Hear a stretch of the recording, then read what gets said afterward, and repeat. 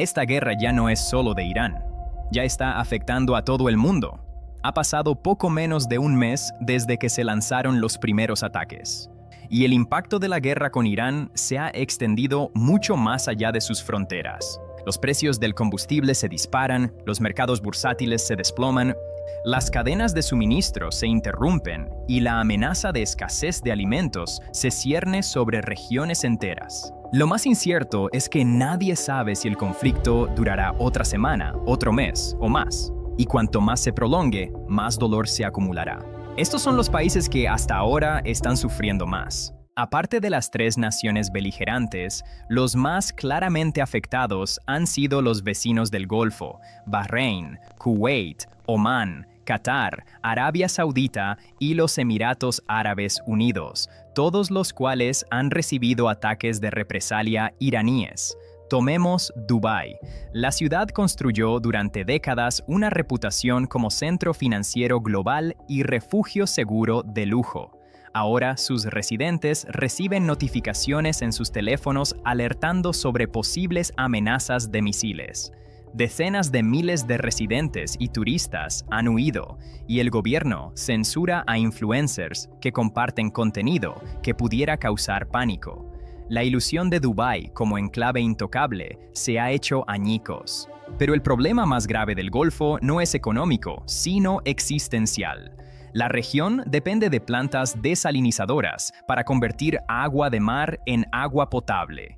Kuwait, los Emiratos y Bahrein ya han reportado daños en estas instalaciones, afectando el suministro de agua de decenas de aldeas. Un documento filtrado de la embajada estadounidense en Riad de 2008 advertía que una sola planta suministraba más del 90% del agua potable de la capital saudí, y que si fuera destruida, toda la ciudad tendría que evacuarse en una semana. Atacar deliberadamente esta infraestructura convertiría una confrontación militar en una amenaza directa para la supervivencia civil. Irán insiste en que sus objetivos son instalaciones estadounidenses en la región, no sus vecinos. Pero desde el 28 de febrero, campos petroleros, plantas desalinizadoras, barcos y puertos del Golfo han sido alcanzados por drones iraníes. Casi 2 docenas de civiles han muerto y alrededor de 300 han resultado heridos. La mayoría trabajadores extranjeros de Pakistán, Afganistán y Bangladesh. El cierre del estrecho de Hormuz, por el que transita el 20% del petróleo mundial, ha golpeado duramente a la región. La extracción, refinación y exportación de recursos se ha interrumpido gravemente. Se prevé que las economías de Qatar y Kuwait se contraigan hasta un 14% si la guerra continúa hasta abril. El Golfo importa alrededor del 85% de sus alimentos y sus reservas alcanzarían para unos 5 meses. India importa más del 85% de su petróleo y aproximadamente la mitad debe pasar por el estrecho. El cierre está ejerciendo una enorme presión sobre su economía. El aumento de precios ya está afectando la balanza de pagos y empujando a la baja a la rupia, que la semana pasada alcanzó un mínimo histórico de 93 rupias por dólar.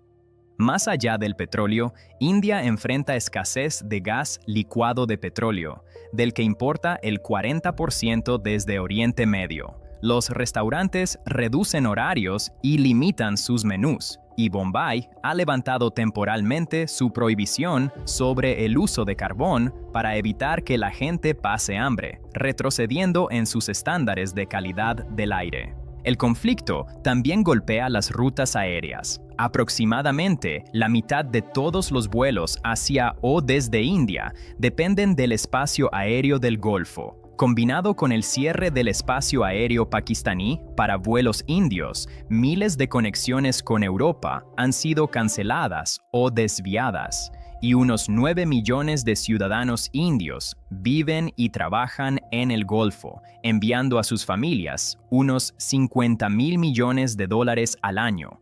Muchos están prácticamente atrapados. Los precios de los vuelos se han disparado y las tarifas de seguro para el transporte hacia la región están en máximos históricos.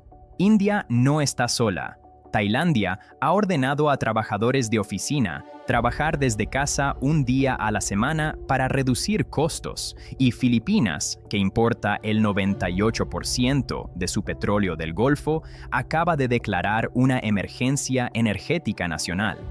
Un recordatorio rápido de presionar el botón de me gusta y suscribirse abajo realmente ayuda con el algoritmo. En los primeros días de la guerra, un dron lanzado desde el Líbano, probablemente por Hezbollah, logró pasar las defensas británicas y golpear la base del Reino Unido en Akrotiri, dañando una pista. Fue la primera vez que Irán golpeó exitosamente territorio soberano de una nación europea, aunque técnicamente bajo soberanía británica.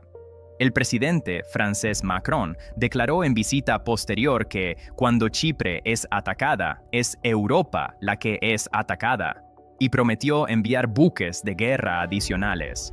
El Reino Unido comenzó a permitir que fuerzas estadounidenses usen sus bases en la isla.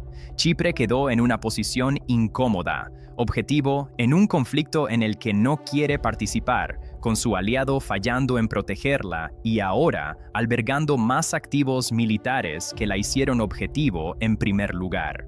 Algunos civiles salieron a las calles exigiendo la retirada de las fuerzas británicas. El presidente chipriota fue claro: nuestro país no participa de ninguna manera y no pretende ser parte de ninguna operación militar. El ataque también activó tensiones congeladas. Turquía, que controla el norte de la isla desde 1974, vio una oportunidad. Desplegó media docena de aviones de combate en la zona norte, ostensiblemente para protección. Grecia respondió enviando misiles, aviones F-16 y 2 fragatas al sur. Ambos lados se observan con suspicacia elevada, y alguna forma de escalada no está totalmente descartada. Líbano puede estar resultando el peor parado de todos. A comienzos de marzo, Hezbollah retomó posiciones estratégicas al sur del río Litani, que previamente había cedido al ejército libanés, y lanzó oleadas de misiles, cohetes y drones contra Israel. La respuesta israelí ha dejado casi 1,000 ciudadanos libaneses muertos, de los cuales al menos 116 eran niños, según UNICEF.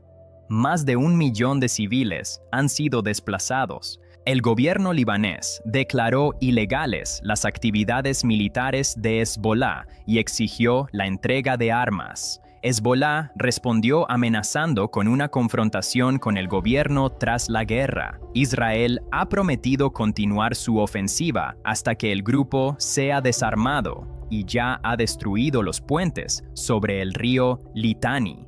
El ministro de Finanzas israelí llegó a decir que el sur del Líbano se convertirá como Yunis, en referencia a una ciudad de Gaza reducida a escombros.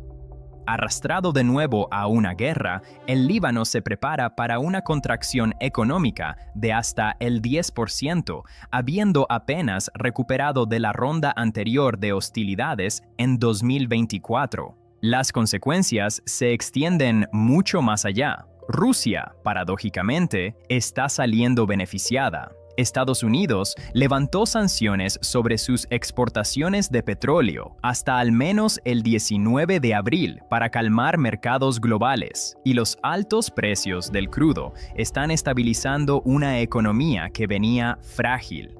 Aunque eso no cambia que Moscú luce débil como socio de seguridad, habiendo fallado en respaldar militarmente a sus aliados en Armenia, Siria, Irán y Venezuela en los últimos 3 años. La guerra lleva casi un mes y hay poca indicación de que un final esté a la vista. Desafortunadamente, para los involucrados y para muchos que desearían no estarlo, las cosas aún podrían empeorar antes de mejorar. Bueno, dejen su opinión en los comentarios abajo y veamos qué piensan. Y muy importante, si les gusta este video, presionen el botón de me gusta y suscríbanse a Geoestrategia para no perderse ninguna noticia. Como saben, es totalmente gratis para ustedes y solo toma 1 segundo y un clic.